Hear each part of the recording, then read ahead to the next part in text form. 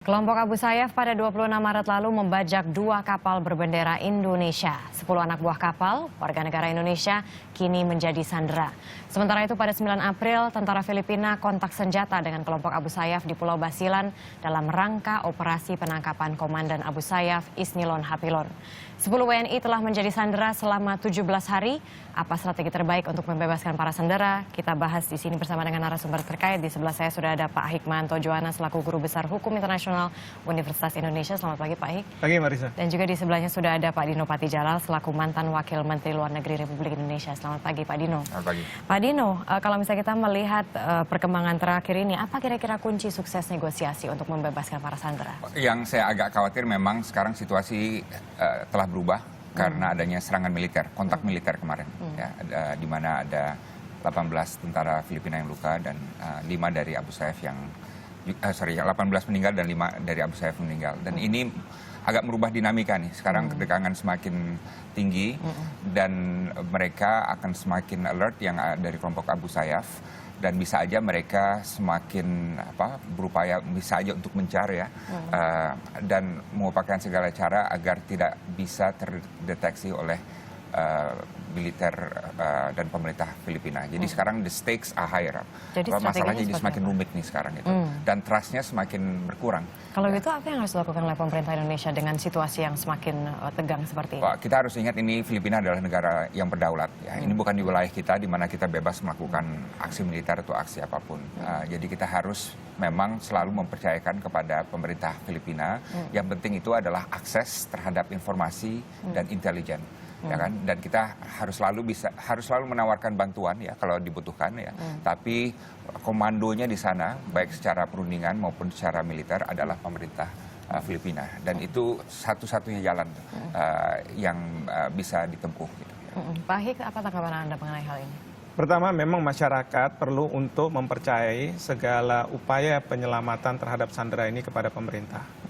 Masyarakat jangan menuntut kapan harus dibebaskan kepada pemerintah.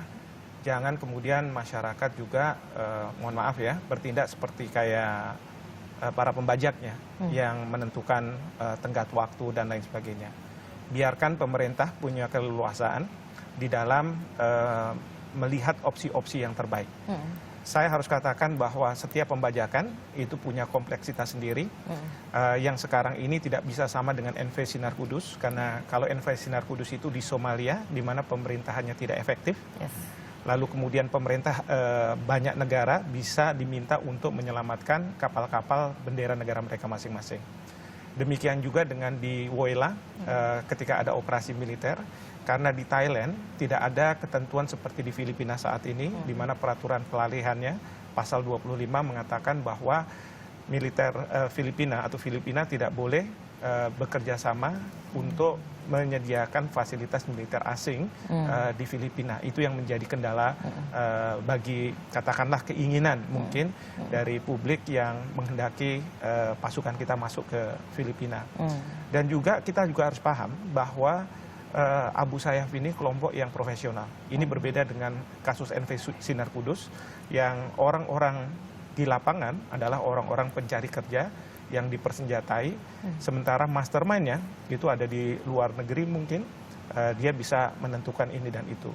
Tapi kalau berkaitan dengan Abu Sayyaf, kita kemarin lihat di Basilan, 18 tentara Filipina tewas dan 4 katanya kepalanya dipotong gitu ya. Jadi ini yang kita harus pahami juga, situasi di sana berbeda dengan di Somalia. Belum lagi kalau saya melihat bahwa tahun 2005 ada 3 warga negara Indonesia juga masuk di dalam sandera, lalu 2 orang dibebaskan karena ada operasi militer, 1 orang akhirnya bebas dan pemerintah tidak ada membayar tebusan apapun setelah bernegosiasi selama 3 bulan. Ini di mana dan strategi apa? Ini di sama tempatnya di Filipina Selatan dan waktu itu juga ditahan oleh kelompok Abu Sayyaf. Dan yang terakhir yang ingin saya sampaikan bahwa dalam kasus sekarang ini maka tidak hanya warga negara Indonesia saja yang terlibat, karena tadi sebagaimana diberitakan ada warga negara lain, ada Norwegia, ada Kanada dan lain sebagainya. Dan kita masih beruntung karena kalau warga negara Kanada di YouTube yang saya lihat itu mereka diminta untuk berbicara kepada pemerintah Kanada agar pemerintah Kanada menghentikan tindakan dari pemerintah Filipina untuk menyerang Abu Sayyaf. Nah, tuntutan yang sama itu tidak dilakukan pada kita Indonesia. Kita Indonesia tuntutannya hanya masalah uang. Jadi semata-mata ekonomi. Berarti kira-kira apakah pola pembebasan sandera yang sama di 2005 itu bisa dilakukan sekarang, dan pada saat itu apa yang pemerintah Indonesia lakukan sehingga efektif membebaskan sandera tanpa harus membayar uang yang diminta oleh Abu Sayyaf? Ya, saya rasa bisa juga dilakukan. Ada beberapa hal yang bisa dilakukan. Mungkin sebagai rujukan Pak Benny Mamoto pada waktu itu yang menjadi negosiator. Misalnya beliau berhasil untuk menutup semua saluran komunikasi kecuali kepada beliau, sehingga satu pintu. Kedua, pada waktu itu juga setelah operasi militer, Filipina tidak melakukan tindakan, kita melakukan komunikasi secara kultural. Karena kita bicara soal keislaman Indonesia, kita bicara soal kita membantu bagaimana masyarakat di Mindanao kita bantu dan lain sebagainya, yang pada titik-titik tertentu itu bisa meluluhkan hati dari para penyandera. Dan itu yang saya rasa membuat operasi pada waktu itu tanpa kekerasan berhasil. Oke, ini terkait dengan pembebasan 10 WNI yang disandera kelompok Abu Sayyaf, narapidana teroris Umar Patek juga menyatakan bersedia membantu negosiasi. Umar Patek mengklaim memiliki hubungan dengan kelompok Abu Sayyaf karena pernah menetap di Filipina setelah bom Bali meledak. Umar juga pernah mendapatkan pelatihan di Mindanao, Filipina. Meski begitu, Deputi Bidang Penindakan BNPT Arief Darmawan tetap menyarankan agar kedua negara melanjutkan negosiasi. Orang mau ngasih bantuan masa nggak boleh, nggak ini sih seneng banget. Dan alhamdulillah dia mau bantu, kami tahu jalannya segala macam.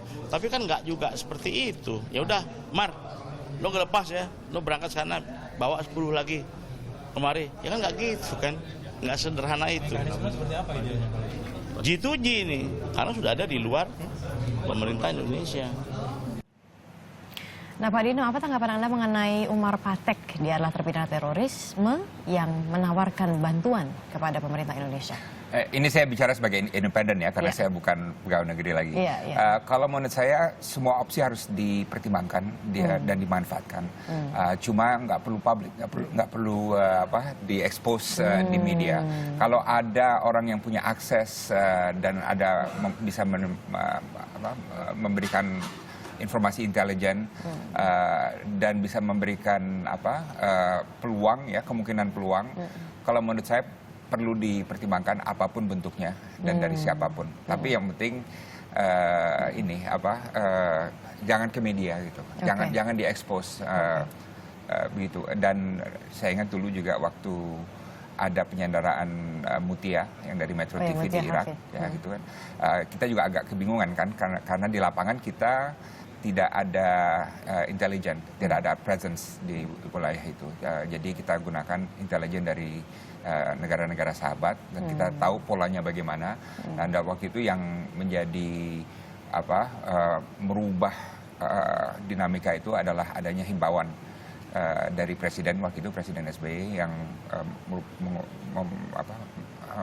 mengumumkan himbauan di Al Jazeera, dan juga ada beberapa orang lain memberikan himbauan kepada teroris, dan kebetulan himbauan itu masuk dan didengar, dan kemudian Mutia dan rekannya dilepas oleh penyandera. Ya. Tapi intinya kita menggunakan semua cara, semua jalan, dan jangan, kalau menurut saya secara taktis jangan ada pintu yang ditutup gitu. Ya, cuma nggak semua taktik itu dibeberkan ke media. Gitu. Biasanya semuanya harus ditutup dengan rapat. Gitu, Oke, baik. Pak Hik, Anda sepakat Umar Patek menawarkan bantuan? Ya, prinsipnya seperti Pak Dino katakan. Tapi ada beberapa hal ya. Pertama adalah terms dan conditions apa yang disampaikan oleh Umar Patek. Misalnya apakah dia menuntut pembebasannya dia. Nah, ini juga harus dipertanyakan. Deal-dealannya seperti apa gitu? Ya. Yang kedua, bagaimana reaksi dari pemerintah Filipina. Karena kita tahu bahwa Umar Patek pernah bersama dengan Abu Sayyaf. Kita tentu tidak mau hubungan Indonesia-Filipina itu jadi rusak karena kita mengintroduce Umar Patek untuk menjadi negosiator. Yang ketiga juga penting untuk diperhatikan bagaimana reaksi dari publik di Indonesia. Karena kita tahu bahwa Umar Patek ini adalah terpidana teroris, begitu ya. Memang terpidana teroris ini kan tentu bisa insaf dan lain sebagainya dan ingin memberi bantuan untuk kemanusiaan, ya. Nah ini juga kalaupun akan digunakan pada saatnya nanti, setelah digunakan harus ada komunikasi yang baik dari pemerintah kepada masyarakat kita sehingga masyarakat kita bisa memahami. Oke, baik. Kalau misalnya sedikit tambahan, mungkin juga tidak perlu sebagai negosiator ya, karena itu kan diambil oleh pemerintah Filipina gitu. Tapi mungkin ada peran intelijen nih ya, karena kita kan peran intelijen dari Umar Patek kepada pemerintah Filipina dan tim negosiator mereka tuh ya, karena dia yang paling tahu memang mengenai bagaimana di dalamnya itu, bagaimana cara berpikir mereka, bagaimana mereka bereaksi kalau ada serangan dan lain sebagainya gitu kan. Jadi menurut saya memang saya setuju dengan Pak Hikmahanto, tidak perlu menjadi negosiator gitu, tapi kita perlu segala informasi intelijen, terutama dari orang-orang yang tahu cara berpikir dan cara bertindak mereka tuh. Jadi maksudnya intelijen Indonesia itu berbicara dengan Umar Patek, dapatkan informasi sebanyak mungkin, kemudian intelijen Indonesia melaporkan itu ke pemerintahan Indonesia agar bisa berkoordinasi dengan Filipina, seperti itu Pak Dino? Seperti itu ya. Ya. Oke. Sampai sekarang kan yang kita tidak tahu bagaimana Abu Sayyaf ini cara operasinya bagaimana dan cara berpikirnya gimana, modus operandinya bagaimana. Nah ini yang kalau ada orang dalam yang tahu mengenai itu, kalau menurut saya perlu dimanfaatkan dan saya yakin pemerintah Filipina pasti akan menghargai segala informasi seperti itu. Oke. Nah Pak Dino, ketika Anda waktu itu memang Anda kan pernah menjabat sebagai Wakil Menteri Luar Negeri Republik Indonesia. Sebetulnya seperti apa kemampuan diplomasi Filipina dan seberapa optimistis kita Indonesia itu terhadap kemampuan diplomasi Filipina dengan kelompok Abu Sayyaf ini? Filipina adalah negara sahabat dan negara ASEAN yang kompeten. Mereka bukan failed state ya. Diplomatnya bagus-bagus ya. Tapi ini juga kan yang berunding dengan Abu Sayyaf bukan diplomatnya ya. Ini adalah juru runding nanti yang mereka tetapkan gitu. Dalam hal ini memang kita harus siap sabar ya. Tadi yang Pak Hikmahanto sampaikan tuh benar sekali bahwa kita masyarakat tuh harus ada sabarnya gitu ya. Karena ada beberapa kasus sebelumnya di mana sandera itu dibawa berbulan-bulan bahkan bertahun-tahun itu masalahnya tuh. Karena ini kan mereka dibawa ke hutan di tempat yang mereka kuasai dan hanya mereka yang tahu tuh kemana-kemananya dan sangat susah dideteksi. Ya kan, jadi walaupun kita mau sandera dibebaskan secepatnya ya, tapi kita juga harus tahu masalah ini pelik sekali, dinamikanya sangat berbeda dan ada kemungkinan juga bisa lama gitu hal ini terjadi. Peristiwa sandera yang ditahan berbulan-bulan dan bertahun-tahun itu tidak jarang loh, bukan hanya di Filipina tapi di berbagai tempat lainnya. Nah berarti kan kalau misalnya kita bicara mengenai sabar, tapi di saat yang sama di sisi lain koin itu adalah ini ada nyawa begitu yang terancam. Nah kira-kira strategi buying time seperti apa yang perlu kita lakukan agar nyawa dari 10 warga negara Indonesia yang disandera ini tetap terselamatkan, Pak Hik? Ya, yang pasti begini, dari sisi pemerintah tentu isunya adalah kalaupun mereka disandera, ini masalah ekonomi. Biasanya kalau masalah ekonomi akan berbeda dengan masalah yang sifatnya politis.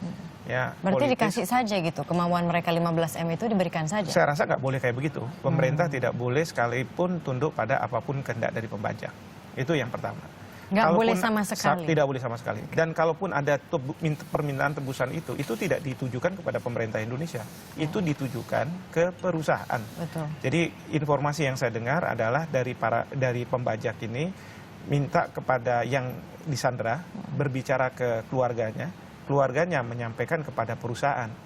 Nah, mereka minta supaya perusahaan membayar. Jadi itu motifnya semata-mata adalah ekonomi. Tentu perusahaan, sebagaimana kalau misalnya ada orang yang diculik, itu tidak boleh berdiam diri dan menyelesaikan mereka sendiri, harus menyampaikan kepada negara. Disinilah kemudian keterlibatan negara. Itu yang mungkin oleh para pembajak tidak dikalkulasi. Nah, sehingga apa?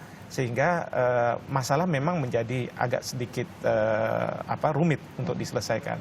Karena pasti negara tidak akan membayar itu. Dan yang kedua, kalaupun ada katakanlah pembayaran itu diserahkan kepada para pihak perusahaan dan lain sebagainya. Sekali lagi negara tidak boleh ikut di dalam proses penebusan dan lain sebagainya. Indonesia sebagai negara dari warga negara punya kewajiban melakukan perlindungan terhadap warga negaranya ketika mereka dalam kesulitan di luar negeri. Berarti sekarang itu kalaupun negara Indonesia itu mau istilahnya melobi perusahaan untuk membayar itu sebetulnya nggak apa-apa juga kan Pak? Saya yakin sih kita nggak akan melobi, pemerintah kita tidak akan melobi ke perusahaan. Tapi yang perlu juga pahami adalah peristiwa tahun 2005 itu harusnya menjadi rujukan bagaimana negosiator kita pemerintah gitu ya yang mampu untuk membebaskan sandera tanpa harus membayar tebusan oleh perusahaan. Itu yang bisa dijadikan rujukan. Pemerintah mungkin punya institutional memory yang bisa dibuka kembali dan kemudian lakukan opsi itu. Oke, baik. Kalau Pak Dino mau menambahkan, kalau misalnya tadi Pak Ahi kan sudah mengatakan bahwa kayaknya kita harus refer ke rujukan tahun 2005 lagi untuk membebaskan para WNI kita. Kalau dari Anda, ada saran? Ini penyanderaan ini kan yang membuatnya sulit itu adalah mereka bukan membajak pesawat di mana mereka tetap berada di sana atau membajak gedung. Ya. Mereka melakukannya di suatu wilayah yang sama sekali nggak diketahui, ya kan? Jadi kita nggak tahu ada di mana nih, dan mereka bisa bersembunyi dimanapun, dan ini yang membuat masalahnya sangat sulit. Kalau mereka berada di satu titik, opsi kita jauh lebih banyak. Ya, berarti solusinya adalah ketika dengan situasi seperti ini? Tetap satu berikan ruang pada pemerintah Filipina, ya. Kedua, opsi militer selalu ada, tapi kalau bisa pembebasan secara damai, ya. Dan kalau ada deal, ya, selama deal itu bagi kita tidak memberikan tebusan, ya. Tapi para sandera bisa dijamin keselamatannya, kan ada banyak tuh formulanya, tukar tambahnya, komprominya dan lain sebagainya. Saya kira itu perlu terus diperjuangkan. Oke, baik. Terima kasih banyak Pak Dino Patijala dan juga Pak Hikmanto Juwana atas bincang-bincangnya. Dan berikutnya kami masih akan hadirkan sederet informasi menarik lainnya tetap di Indonesia Morning Show.